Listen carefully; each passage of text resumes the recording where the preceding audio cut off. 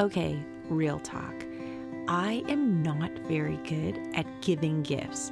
I'm even worse at remembering birthdays and holidays and anniversaries. So when my friend introduced me to Greetable.com, I knew I had finally found a solution. Y'all, this company makes it so easy, even for someone like me, to send the cutest personalized gifts on the correct dates and to no longer miss birthdays and anniversaries.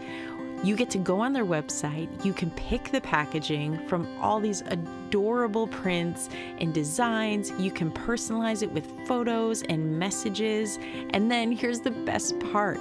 It makes a little package, a little box that you can then select different items to put inside the box. They pack it all up and they ship it directly to your people. I don't know about you, but I would love to get one of these in the mail, and I cannot wait to start sending them to my friends and my family, and finally set reminders, which you can do right on their website. Guys, Greetable.com, greetabl.com/heygirl. If you use the code HeyGirl, you can get 15% off your order. 15%. Guys, what are you waiting for? Get in there. Set all of the birthdays that if you're like me, you're constantly forgetting, so they remind you, and then start putting together adorable gifts for all of your favorite people and send them out, and then just wait for the excitement of when they call and they get it in the mail and they love it.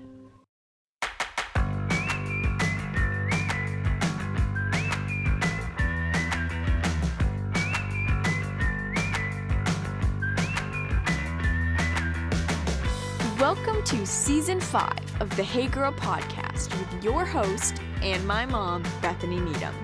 This season, we get to hear from some incredible new guests, and we're bringing back some of our faves.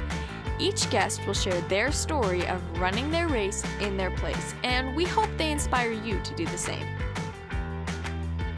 If you want more information or to connect with my mom, go follow our new Instagram at HeyGirlGram, friend us on Facebook at HeyGirlPod, or even better, join our brand new Patreon to get bonus materials, hang with my mom, and you get to help Hey Girl continue to grow and reach more people. That's pretty cool. All right, time to grab that seltzer and maybe a tissue box just in case. Here's my mom.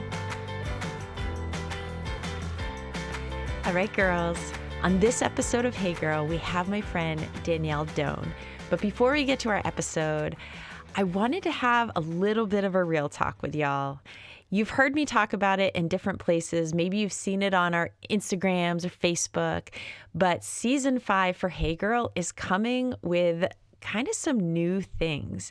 But here's the thing that I haven't really been talking a whole lot about outside of the voice in my own head is just how scary some of these changes are for me. Honestly, 5 seasons ago when we launched Hey Girl, it didn't feel really that scary. I think part of it was because I had no idea what we were doing. I didn't know what to expect. It just seemed like a fun thing to try. And you know what? If people listened, great. And if they didn't, we gave it a shot. But now we're 5 seasons in, and God has done so much beyond what I ever dreamt or imagined could be. And with that has been this just incredible joy and celebration. But honestly, with that also has come this almost fear and vulnerability and fear of failure. Like, oh my goodness, people are listening. And all of a sudden, when I could do episodes and interview people and be very much in the moment, I find myself wrestling more and more with, are they going to like this? How many people will listen? Should I check the numbers? I'm not even a numbers person, y'all. That's not typically my thing. But just being completely transparent, I've wrestled with that these last couple of seasons. And so as we headed into season 5, one of the things that is new is that we built this team around me because, oh my goodness, aside from doing interviews, there's not a whole lot else that I actually can do on my own. And so this team came together and this suggestion of trying a Patreon. And I'll be honest, I didn't even know what Patreon was. I had never heard of this before. And when it was explained to me, it was kind of explained as this like social media that's for an exclusive group of people, your followers, that support and want to continue to support your podcast or your whatever it is that you have a Patreon for. And in doing that, they get this exclusive content kind of media feed where we can give them extra episodes or whatever it is. We get to connect with them on a deeper level. And I loved like that side of it got me pumped up because for all that I love about doing a podcast, probably the hardest thing for me is not being able to see all of y'all face to face. Like I love relationship. I love connecting with people. Goodness sakes, I would go to coffee with every single one of you any day of the week, back in 2019 when that was a thing. But what's been hard is like I've loved getting to know the guests, but aside from like Instagram messages here and there, I only have a little bit of connection with all of my listeners. And so Patreon was kind of this idea that birthed from like, hey, what if we, step out in faith, trusting that God is continuing to grow this whole Hey Girl ministry, that he's laid on even more dreams than we've stepped out in thus far onto our hearts with whatever he has in mind. And let's launch a Patreon. Let's create this community where our listeners who want to support us can step in, where we get the opportunity to connect with them and to give them all this fun bonus content and things that I've kind of dreamt up all these years that I just never imagined we'd get to do. And so that's what we're doing. We've launched it, y'all. You can find it. You can get the link off of my website, BethanyNeedham.com. And we've made it a 3-tier Patreon. I know there's a lot of different ways that people do it, but we made 3 tiers on purpose because we know not all of you are the same. And so not every group is necessarily for everyone, but we want to encourage you to go check it out, look at the tiers, and consider supporting Hey Girl. Consider joining us in this crazy, pretty scary endeavor. At least it's scary for me. I don't know. It feels incredibly vulnerable. Like as I sit here and record in my walk-in closet, I feel a little bit like I'm inviting you into this space with me, but also there's this vulnerability of I don't want to disappoint you. And it's easy for me to sit on this side of the mic with no ongoing connection and just not have to think or worry about you being disappointed. But when I start inviting people into a close community where now we're really, we're talking, we're having conversation, all of a sudden, seriously, my armpits are sweating. So guys, all I want to do today is kind of tell you a little bit about it. Be honest with you up front that this is a risk for us and this is something new. And I am as excited as I am scared. And I'm also just choosing to surrender to God. You continue to do what only you can do, because if it was up to me with Hey Girl, I think I probably would have given up long ago, just assuming that probably nobody's listening. And I would have missed out on all of the stories and the feedback and all the things that you have shared that God has done through the stories of all of our guests. And I don't want to miss out. I don't want to spend a moment of my life not doing something because I'm scared or because I don't know, it's risky. And so this is what Patreon is. It's a step of faith for us. It's inviting you, our people, into our community to be part of this, an even closer part of this, to help come alongside and support what we're doing. And I would love it if right now you could even pause this episode, go to my website, BethanyNeedham.com, top right-hand corner of the screen, click on Patreon, pick a tier. Selfishly, I want you to pick the second one because that means we get to talk more. But look them over, pray about it, and won't you join us this year in our brand new Patreon community? And when you're all done, come on back because I cannot wait for you to join us for this girl chat, this fun conversation, and hear more from my friend, Danielle Doan.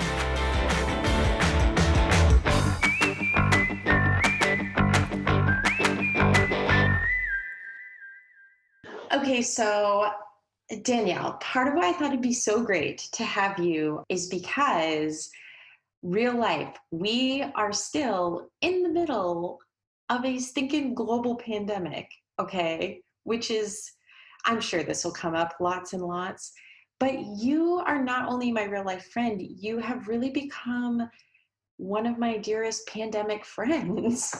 We have been like pandemic buddies. It's like, choose your people that you get to go through a pandemic with and, like your core little knit group. And we've been that. It's been so good. And I know there will inevitably be people that are listening that are like, you're not supposed to have pandemic friends. You're supposed to isolate. And I'm just going to come out right from the beginning and say, I don't care. No, just kidding. I do care. Well, here's the thing. We isolated with each other. Yes. And we kept our core group small and we did our part. But people need each other and we needed each other. And it was good for our kids and for each other. And so because we have spent a significant amount of time together in these last months, especially since I've been on like break from recording, I thought it would be fun to first connect with you.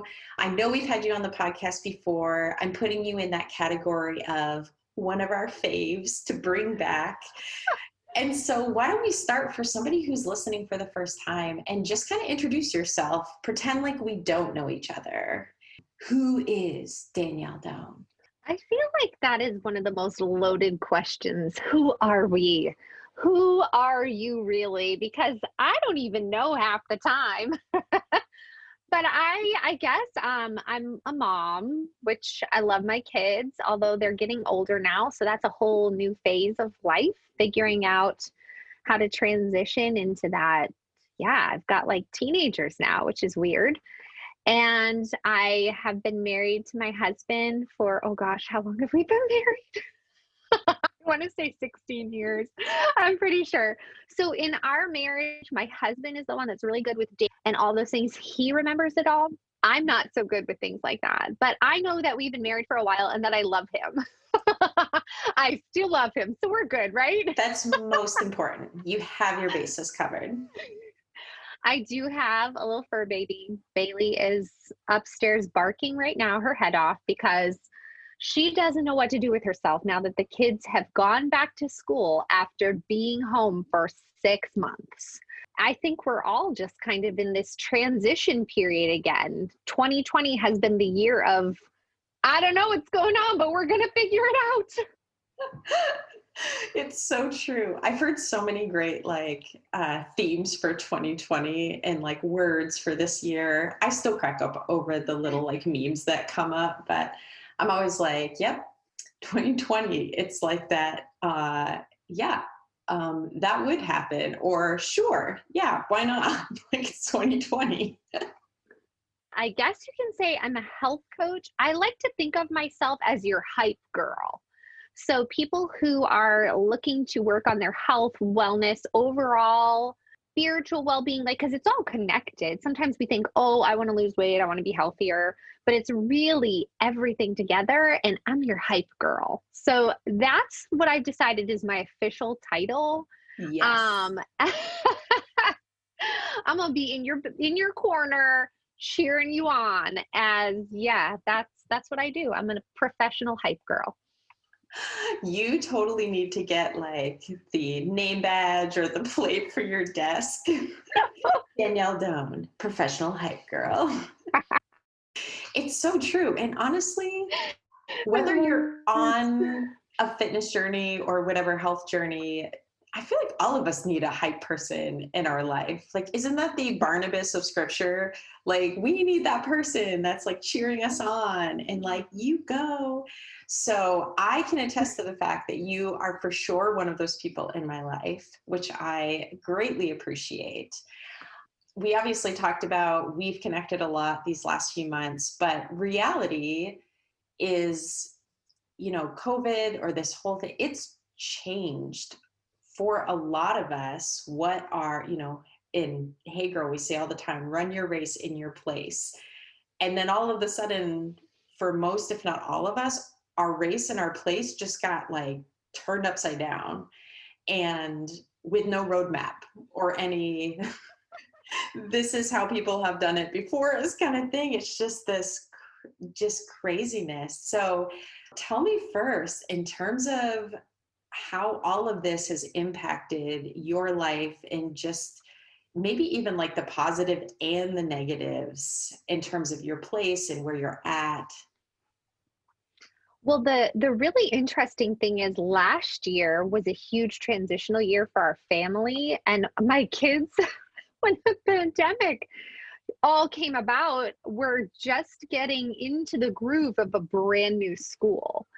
So all of a sudden their lives had already been flipped upside down. My husband had a new job. We were trying to figure out a new normal. We were getting into a groove. And then now we're all at home.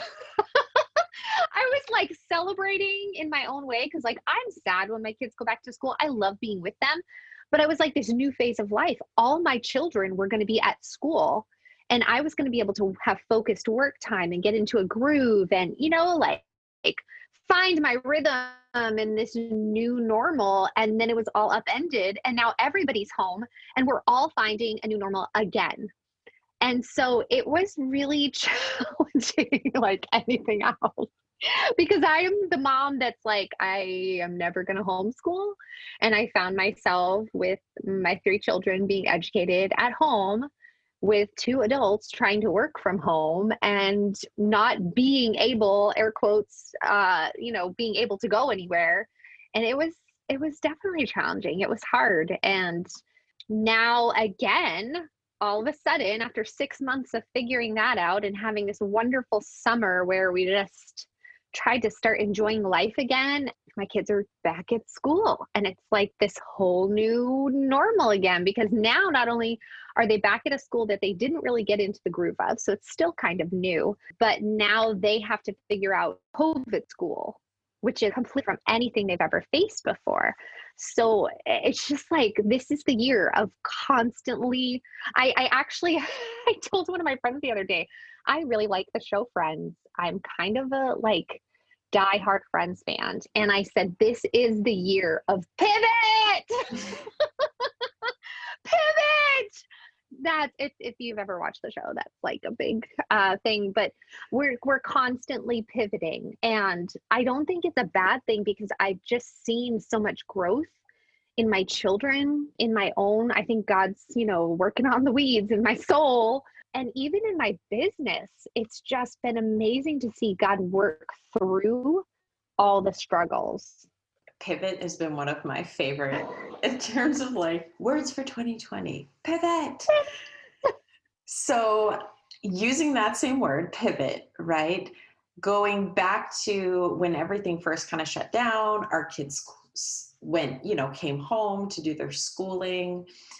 Tell me, in the process of that pivot, what were some things that actually you found really helpful, whether it was like a change in the way that you approached your day or routine? Maybe it was just, I give up, I'm just taking it as it comes. But what things for you were actually like beneficial as you had to pivot?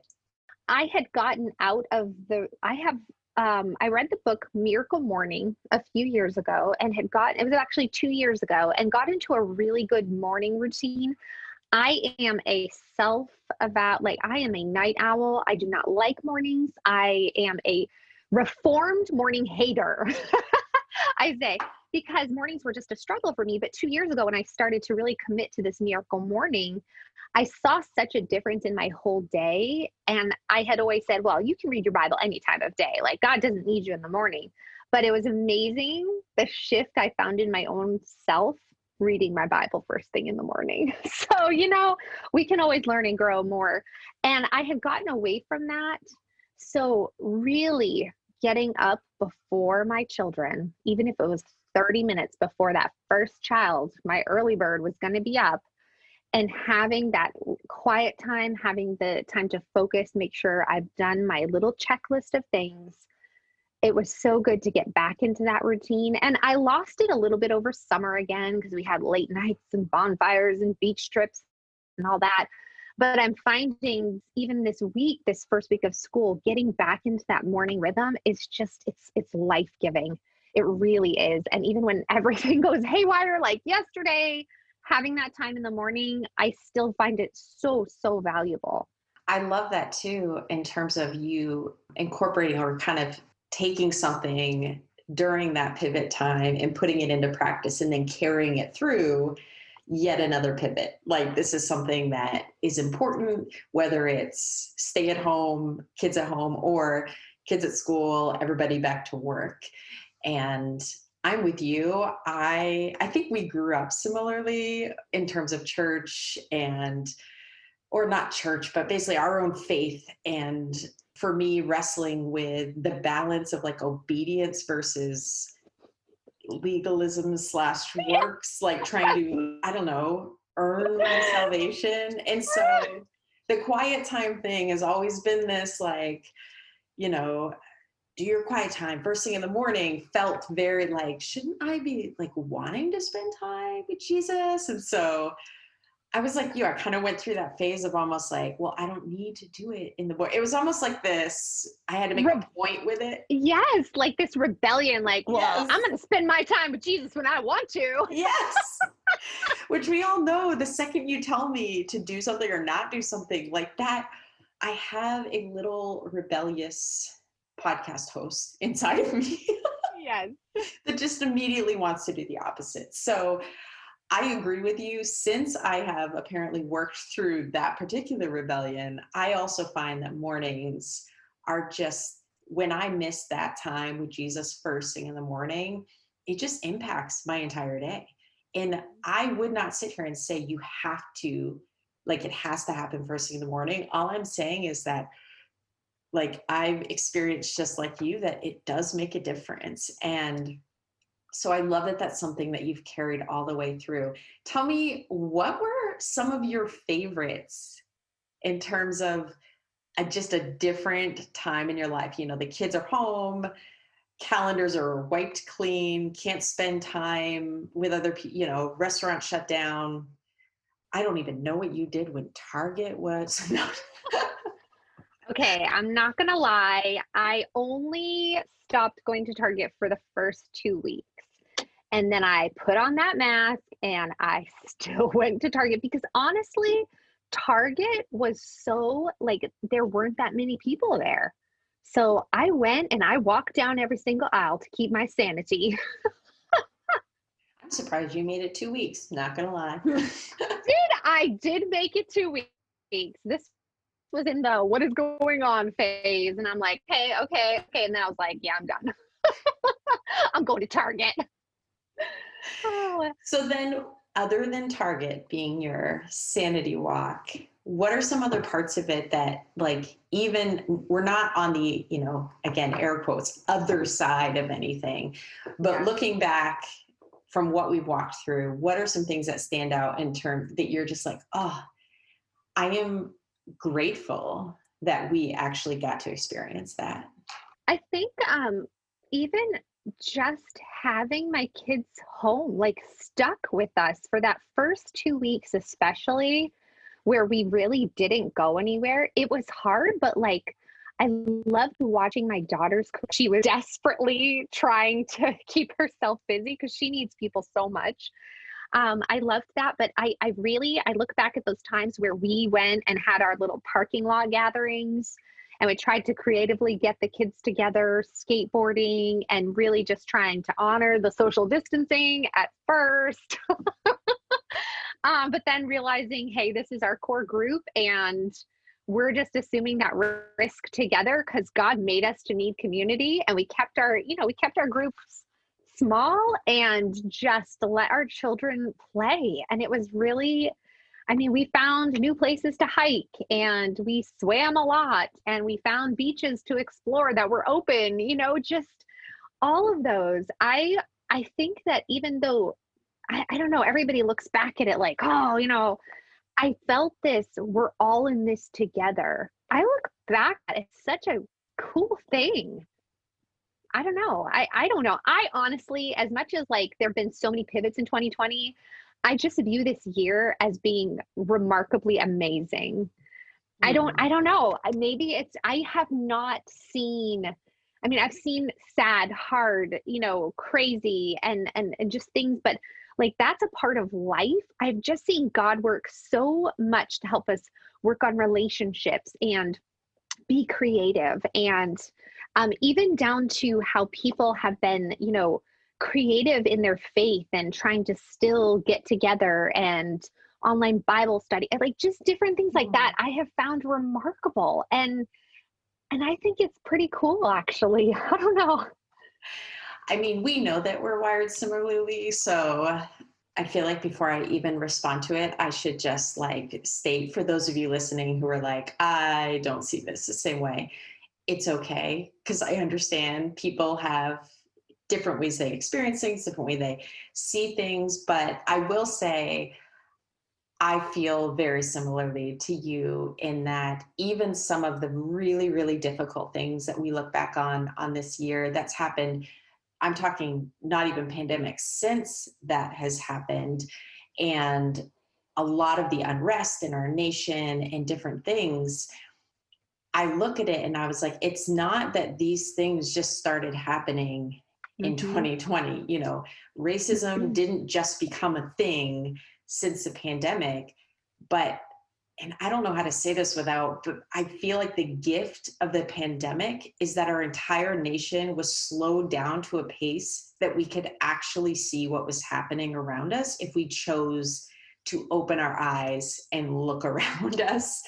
And so out of that, good Yeah. and bad, we're seeing obviously responses to it. But the reality is, I'm like, there is an opportunity in this that is beautiful, an opportunity to actually say, oh my goodness, like I've missed this. And in my rush and in my hurry and in my schedule and all of these things, and even not even just the big issues, but even just our kids. And I thought so many times like how much more I've gotten to know my own children and your children. Like I didn't know I your know. kids like I do now. And man, I don't want to think that this is true, but there's a part of me that's like, if pandemic hadn't happened, would we have ever been able to like all together grow in this way? Because we were forced, like you said, to get creative, to slow down, to just be together. But like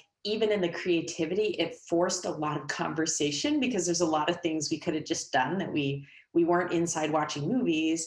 We were outside sitting in the backs of our cars 6 feet apart with like, what do? You just talk like, and I do think that side of it it's a beautiful thing. And then yeah, there's a lot of suffering and a lot of hard mixed into that, and that is life, right? That's not just 2020, that is life. I feel like really what 2020 has done is literally slowed us down to recognize what is the reality that we walk through, the Yeah. pain and the suffering and the joy and the celebration and all of it in this kind of messy mix every day. And we never know what's coming next because that was true in 2019 and it will be true in 2021. Like we don't know, and we don't have control. We like to pretend we do, but we don't.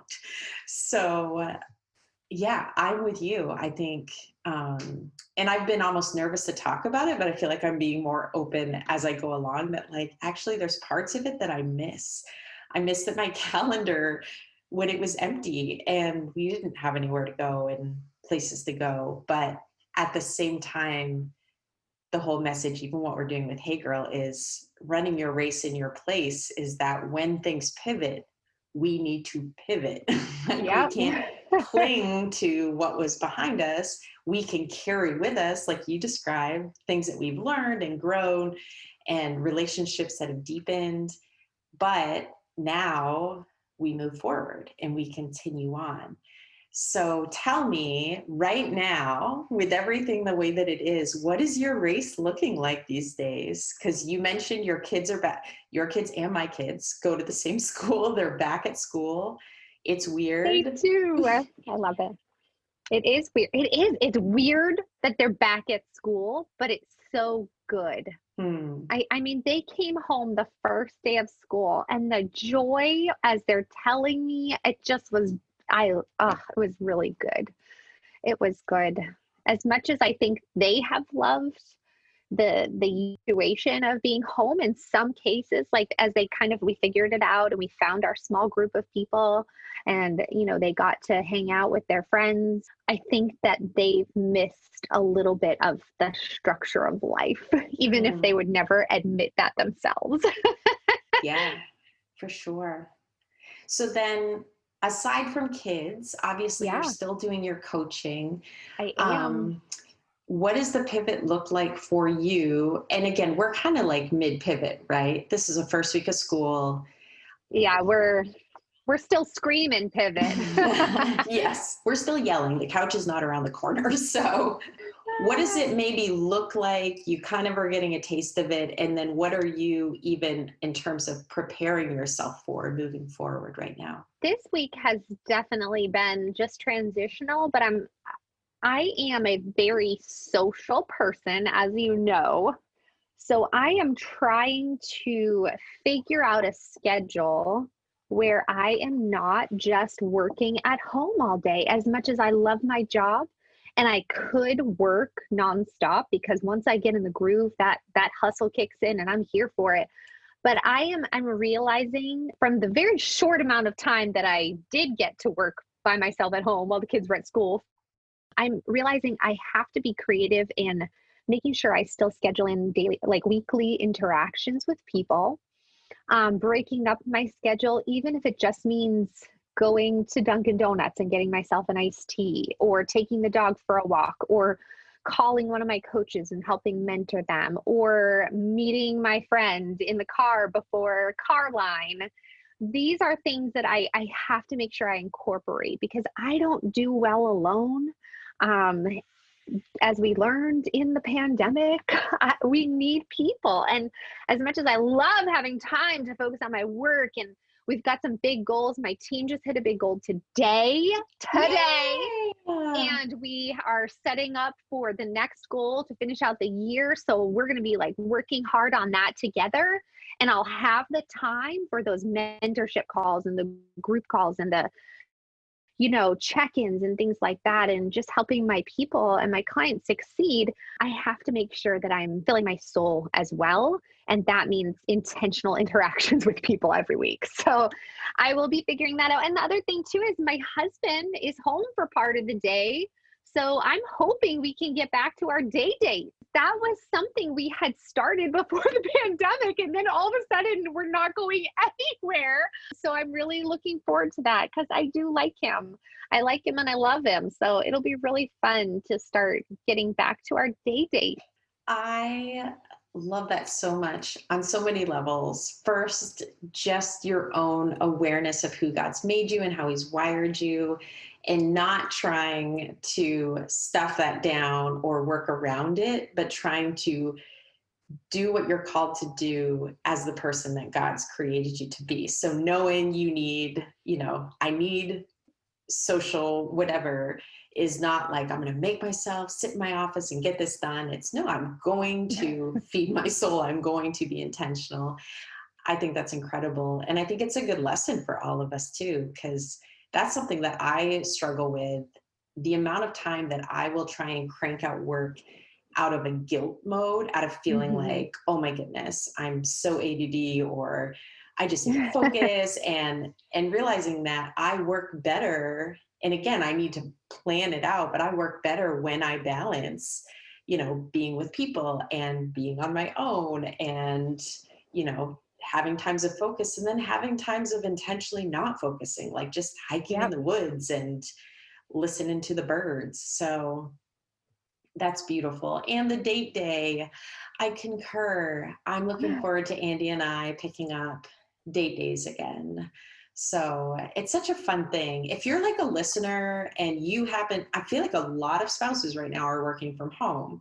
So I can say this, but if you and your spouse are working from home, like day dates while the kids are occupied, even if they're in Zoom calls, you don't even have to leave your house to do a day date. I mean, I personally think it's more fun, but one of our big pandemic purchase this year was a hot tub, just like an inflatable, whatever. I But love it. oh my word, the amount of times it's given us like a really easy date where we're just like, oh, take our drink out to the hot tub, and I hung like Christmas lights and it's in the gazebo, and like we're still home technically and the kids are in doing their thing, but it feels like it's just the two of us and we can be together. So being creative as we pivot, connecting with our people in a safe way. We're not like condoning just who No. cares?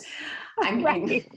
but I think that part of what all of this has done is it has stirred in people such a really cool, like, creativity in terms of even how they connect with people and spending time. And I personally thrive in creativity. So I love seeing all these ideas, and yeah, I'm all for it.